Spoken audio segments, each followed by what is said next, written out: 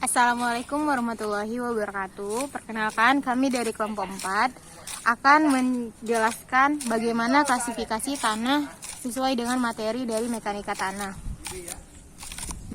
Berikut ini bahan-bahan yang akan kita gunakan untuk mengklasifikasikan tanah itu sendiri. Dan klasifikasi yang kita akan lakukan itu klasifikasi secara langsung.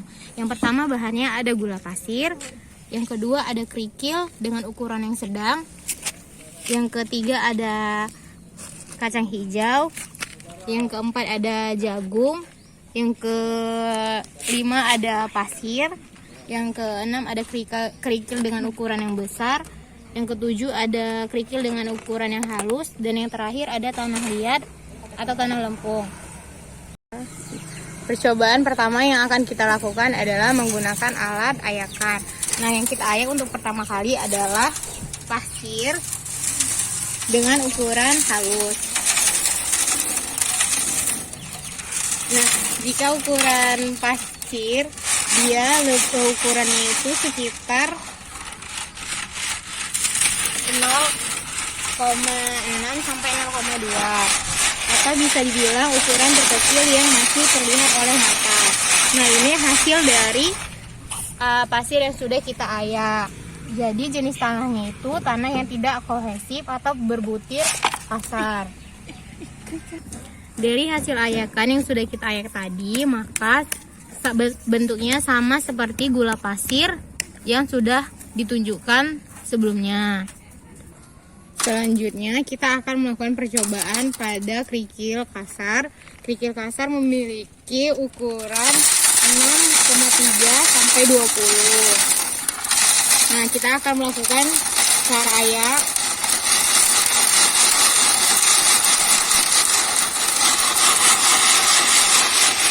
Nah, berikut ini merupakan kerikil kasar hasil dari ayakan.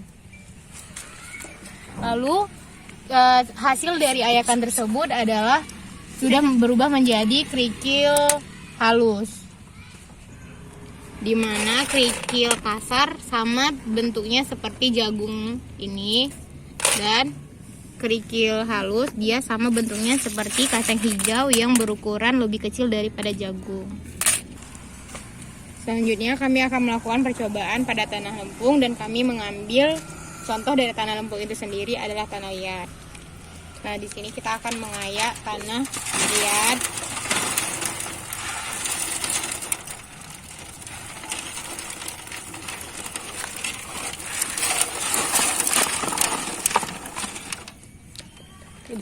Hasil dari tanah liat itu sendiri berukuran halus atau bisa terlihat oleh mata. Artinya tanah kohesif atau berbutir halus. Kedua yang kita lakukan adalah percobaan kekuatan kering. Nah, percobaan tersebut kita lakukan dengan menekan dari permukaan pasir itu sendiri. Yang pertama ada tanah pasir, artinya walau udah kita giniin, sudah kita tekan, dia tidak ada kekuatan kering, sehingga dia tidak dapat pecah dan dengan sendirinya bila disentuh. Selanjutnya tanah lempung.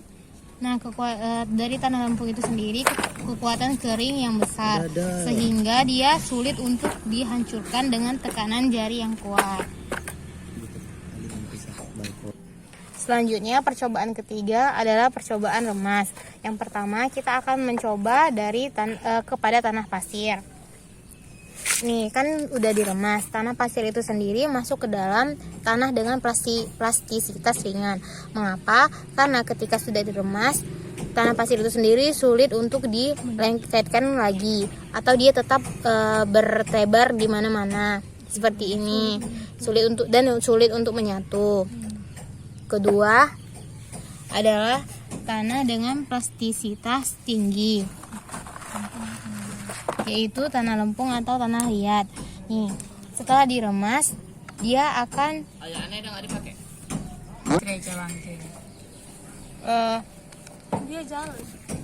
selanjutnya tanah lempung atau tanah liat.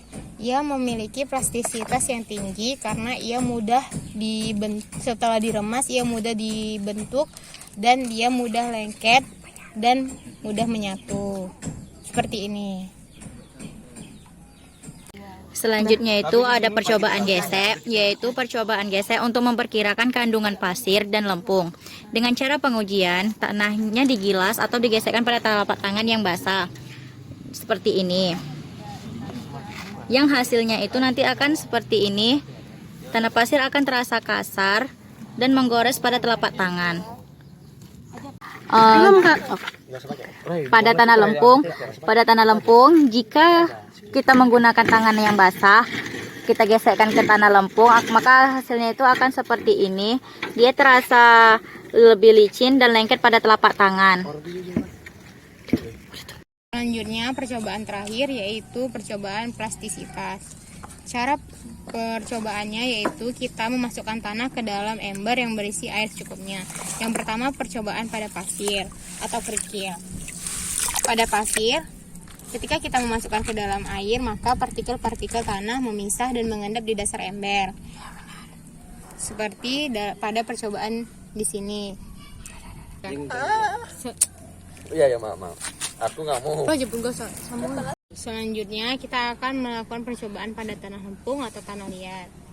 Kita akan memasukkan tanah lempung ke dalam air. Ketika dimasukkan ke dalam air, partikel butiran tanah seperti larut dengan air atau lama mengendap. Selanjutnya kita masuk ke metode percobaan kelima, yaitu tes ketajaman. Tes ketajaman dilakukan pada alas yang kubus atau silindris. Yang pertama kita akan melakukan percobaan pada pasir. Pada pasir, permukaan yang dipotong kasar, tidak merata, seperti pada video berikut ini. Selanjutnya kita masuk ke tanah lempung. Kita akan memotong tanah lempung.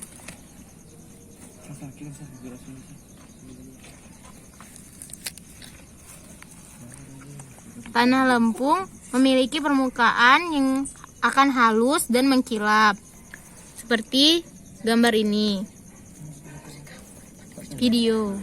Sekian dari percobaan kelompok 4 yang beranggotakan Devinovida, NIM 19011059, Zahratun Thoibah, NIM 19011013,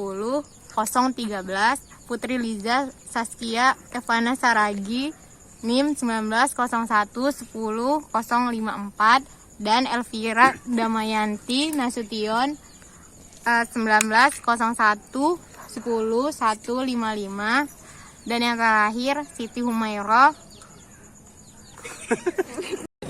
Terima kasih dan selamat menonton video yang telah kami buat. Wassalamualaikum warahmatullahi wabarakatuh. Please like, subscribe, and comment.